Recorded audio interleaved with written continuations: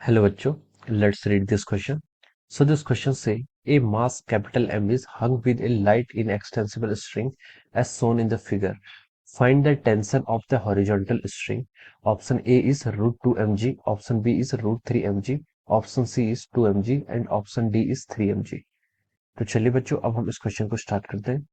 तो देखिए बच्चों इस क्वेश्चन का जो आपका की कॉन्सेप्ट होगा, इस क्वेश्चन का आप की कॉन्सेप्ट लिख सकते हैं।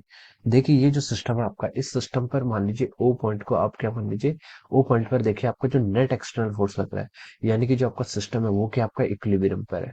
इस पर किसी भी प्रकार का मोशन नहीं है, ठीक है। किसी प्रकार का मोशन नहीं है, यानी कि इसमें एक्स एक्सिस के अलोंग भी कोई एक्सटर्नल फोर्सेस नहीं लग रहा है और वाई एक्सिस के अलोंग भी कोई एक्सटर्नल फोर्सेस नहीं लग रहा है। तो हम लिख सकते हैं कि जो ये सिस्टम है, इस सिस्टम का आपका की कॉन्सेप्ट क्या है, इक्विलिब्रियम, ठीक है। Equilibrium, equilibrium is the key concept of this problem. और हम क्या करेंगे, देखिए with the help of equilibrium हम यहाँ पर टेंशन को क्या करेंगे, कैलकुलेट करेंगे। तो देखिए बच्चों इक्विलिब्रियम होता क्या है। इक्विलिब्रियम मतलब होता है कि आपका किसी भी सिस्टम पर जो नेट फोर्स एक्ट करता है वो आपका जीरो के इक्वल होना चाहिए, ठीक है। Summation of all the forces which acting is coming out to be equal to zero. तब हम बोलते हैं कि वो सिस्टम क्या आपका इक्विलिब्रियम पर है। और हम इसको ऐसा भी लिख सकते हैं कि the individual force along a particular direction, यानी कि एक्स एक्सिस के along, x x x direction के अलोंग जो आपके नेट फोर्स आ रहे हैं, ठीक है, उनका समेशन भी जीरो होना चाहिए। या फिर summation of all the forces acting along y direction it should be equal to zero, ठीक है। एक्स एक्सिस के अलॉन्ग में टोटल फोर्सेस का समेशन जीरो होना चाहिए और वाई एक्सिस के अलॉन्ग में टोटल फोर्सेस का समेशन जीरो होना चाहिए। टोटल फोर्सेस जीरो होने से ये इंश्योर हो जाता है कि आपका एक्सेलरेशन नहीं होगा। एक्सेलरेशन नहीं होगा तो यानी कि आपका सिस्टम क्या है, इक्विलिब्रियम की स्टेट पे है, ठीक है। ये हमने इस तरीके से यहाँ पर इक्विलिब्रियम को डिफाइन कर दिया। अब चलिए अब हम आगे इस क्वेश्चन में प्रोसीड करते हैं। देखिए क्वेश्चन में हमें गिवन है कि एक सीलिंग से हमने यहाँ पर क्या किया है, और एक सीलिंग आपकी यहाँ पर है। यहाँ से आपकी एक स्ट्रिंग है जो ऐसा अटैच है, लाइट इन एक्सटेंसिबल स्ट्रिंग, ठीक है। ये इन एक्सटेंसिबल मतलब इसमें किसी प्रकार का कोई स्ट्रेच नहीं होगा, ठीक है। ये स्ट्रिंग में क्या होगा, किसी प्रकार का कोई स्ट्रेच नहीं होगी या फिर रिस्टोरिंग वाली टेंडेंसी नहीं होगी। और लाइट से मतलब ये है कि इस स्ट्रिंग का जो आपका मास है वो क्या आपका नेग्लेक्ट करेंगे अब, ठीक है। इसका मास क्या होगा, बहुत ही लाइट होगा, यानी कि ये इसका मास नेग्लिजिबल है, ठीक है। ये आपका इस तरीके से कनेक्टेड है। और यहाँ से आपका ओ पॉइंट से एक मास हमने एम मास को मैंने यहाँ पर ऐसे कनेक्ट किया हुआ है। This is our point O, okay, this is our point O. तो देखिए जो टेंशन होगी, ठीक है, दिस इज मास एम, और जो डाउनवर्ड फोर्स लगेगा इसके कारण वो क्या लगेगा, आपका एम जी फोर्स लगेगा, ओके। अब देखिए, अब देखिए यहाँ पर मान लीजिए जो टेंशन होगी, ठीक है, यहाँ पर ओ से लेकर इस पॉइंट को मान लीजिए पी बोल दीजिए, इस पॉइंट को आप ए बोल दीजिए, ठीक है। ओ से पी के बीच में जो आपकी टेंशन होगी वो क्या होगी, ऐसे मैंने यहाँ पर टी वन कंसिडर कर ली, ठीक है। This tension will say T one, ठीक है। और यहाँ पर की जो टेंशन होगी मैंने उसको टी टू कंसिडर कर लिया, ठीक है। देखिए टेंशन की डायरेक्शन जो होती है वो ऑलवेज अवे फ्रॉम द होती है, ठीक है, अवे होती है। तो देखिए ओ से अवे है और ओ से टी वन क्या है, ओ से अवे है, और टी टू भी आपकी ओ से अवे है, ठीक है। तो इस तरीके से हमने इसको क्या कर लिया, यहाँ पर डिफाइन कर लिया। अब हमें बताना है कि find the tension in the horizontal string, ठीक है। यानी कि हमें यहाँ पर T2 की वैल्यू को क्या करना है, फाइंड आउट करना है। T2 की वैल्यू को अब हमें यहाँ पर फाइंड आउट करना है। तो देखिए अब हम यहाँ पर क्या लगाते हैं, जो आपका नेट फोर्स है उसके यहाँ पर कंपोनेंट डिवाइड कर लेते हैं, ठीक है। तो देखिए T1 के अक्रॉस अगर देखें हम, T1 के यहाँ पर देखिए, T1 देखिए अगर हम यहाँ पर एक्स और वाई एक्सिस ऐसे एज्यूम कर लें, this is our x axis and this is our y axis, okay. तो अगर हम देखें T1 के कंपोनेंट को डिवाइड करें, ठीक है, ये एंगल आपका 30 डिग्री है, तो ये एंगल कितना होना चाहिए, this angle should be equal to 160 degree, ठीक है। ये 60 डिग्री होना चाहिए, क्योंकि अगर हम इसको ऐसे प्रोड्यूस करें तो देखिए ये एंगल जो आएगा आपका, ये कितना आएगा, 90 डिग्री, और एक ट्रायंगल फॉर्म हो जाएगा, ठीक है। अब देखिए T1 के अगर हम यहाँ पर कंपोनेंट लिखें, T1 के यहाँ पर दो कंपोनेंट होंगे।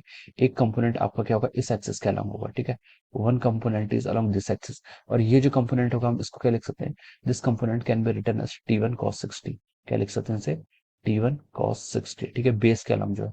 और ये कंपोनेंट क्या है, T1 के परपेंडिकुलर आ रहा है, ठीक है। इस कंपोनेंट को क्या लिख सकते हैं हम यहाँ पर, T1 sin 60, ठीक है।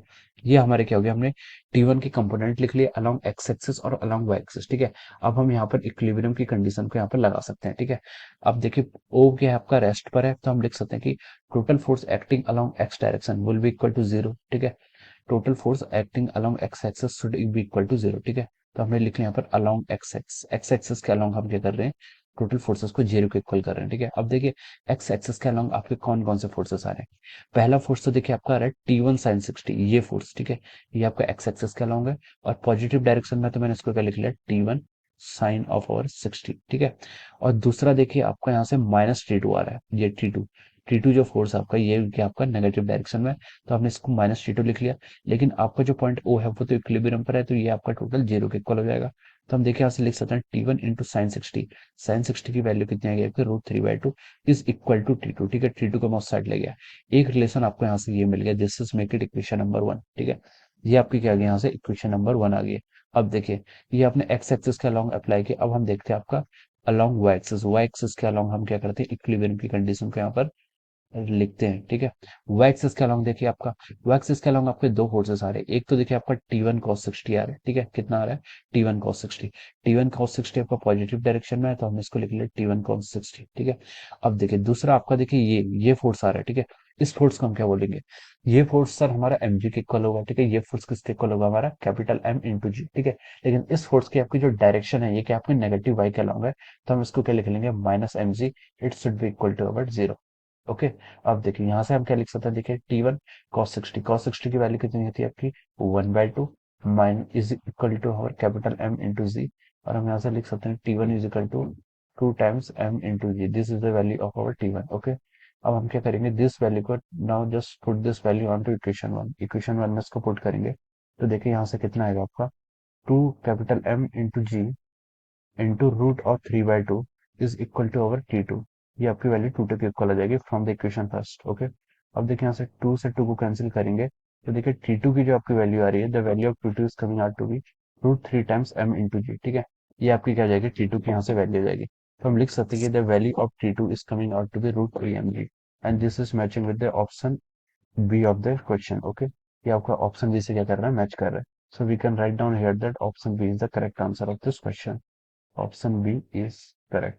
ओके, यहाँ से क्या हो जाएगा आपका, ऑप्शन बी जो आ रहा है वो आपका करेक्ट हो जाएगा। Okay, so this is how we have solved this question. So I hope you all understood this concept. All the best and thank you so much.